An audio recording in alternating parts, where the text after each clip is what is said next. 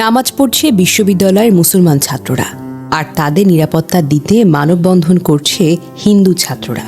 সম্প্রতি ভারতের লখনউ বিশ্ববিদ্যালয়ের ক্যাম্পাসে ধারণ করা এই দৃশ্য উত্তরপ্রদেশের স্থানীয় গণমাধ্যমে ছড়িয়ে এখন সোশ্যাল মিডিয়ায় ভাইরাল। জানা যায়, লখনউ বিশ্ববিদ্যালয়ের ক্যাম্পাসে একটা 200 বছরের পুরনো ঐতিহাসিক ভবন আছে, যার নাম হলো লাল বড়দারি। ভেতরে একটা মসজিদ আছে। এই মসজিদে মুসলমান ছাত্ররা নিয়মিত নামাজ পড়ে, বিশেষ করে রমজান মাসে। হঠাৎ বিশ্ববিদ্যালয় প্রশাসন মসজিদের গেট তালা মেরে বন্ধ করে দিল, ব্যারিকেড লাগিয়ে দিল। প্রশাসন বলে, ভবনটা খুব পুরনো আর জরাজীর্ণ, যে কোনো সময় ভাঙতে পারে, তাই সেফটির জন্য এখন বন্ধ করে দিলাম। ছাত্ররা খুব রাগ করেছে। তারা বলে, রমজান মাসে এমনটা করা হলো কেন? আগে থেকে বলা হয়নি? এটা একতরফা সিদ্ধান্ত। মুসলিম ছাত্রদের অধিকার কেড়ে নেওয়া হয়েছে। রবিবার ছাত্ররা প্রতিবাদ শুরু করলো।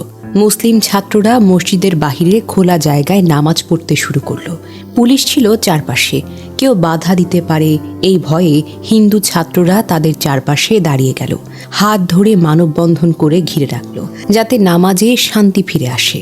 এই দৃশ্য ভিডিও করে সোশ্যাল মিডিয়ায় ছড়িয়ে পড়ল। সবাই বলে, এটা গঙ্গা যমুনী তহজিবের জীবন্ত উদাহরণ। হিন্দু মুসলমান একসঙ্গে দাঁড়িয়ে ভাই ভাইয়ের মতো। এই ঘটনা দেখিয়ে দিল, ভারতে হিন্দু মুসলিম ভাইয়ের মতো থাকতে হবে। ধর্মের নামে ঝগড়া নয়, ধর্মের নামে বিভাদ নয়, একসঙ্গে দাঁড়াতে হবে। এমনটাই হওয়া উচিত সব জায়গায়, সবখানে। একতা আর ভালোবাসা দিয়েই দেশ এগোবে। আশা করি শীঘ্রই সমস্যা মিটে যাবে, আর ক্যাম্পাস আবার শান্তি ভালোবাসার জায়গা হয়ে উঠবে। ঘটনাটি রাজনৈতিক মহলে আলোড়ন তুলেছে। কংগ্রেসের রাজ্যসভা সাংসদ এবং সংখ্যালঘু বিভাগের চেয়ারম্যান ইমরান প্রতাপ গড়ি ছাত্রদের সঙ্গে ভিডিও কলে কথা বলে সমর্থন জানিয়েছেন। তিনি ইনস্টাগ্রামে লিখেছেন, লখনউ বিশ্ববিদ্যালয়ের শতাব্দী প্রাচীন লাল বড়দারি মসজিদে ছাত্ররা নামাজ পড়া বিশ্ববিদ্যালয়ের ঐতিহ্য।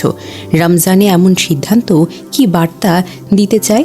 আমি ছাত্রদের দাবির পূর্ণ সমর্থন করছি। ক্যাম্পাসকে ঘৃণার পরীক্ষাগারে পরিণত করা উচিত নয়, তবে বিতর্ক যেন থামেনি। পরের দিন অখিল ভারতীয় বিদ্যার্থী পরিষদের সদস্যরা হনুমান চালিসা পাঠ করে প্রতিবাদ জানিয়েছেন, যা বর্তমানে টেনশন বাড়িয়েছে। পুলিশ উপস্থিতি বাড়িয়ে শান্তি বজায় রেখেছে। শেষ কথা, এমনটাই হওয়া উচিত।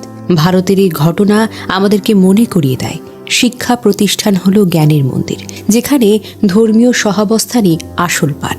লাল বড়দারির মতো ঐতিহাসিক স্থানগুলো সংরক্ষণের দাবি রাখে, কিন্তু ছাত্রদের অধিকারও সমানভাবে গুরুত্বপূর্ণ।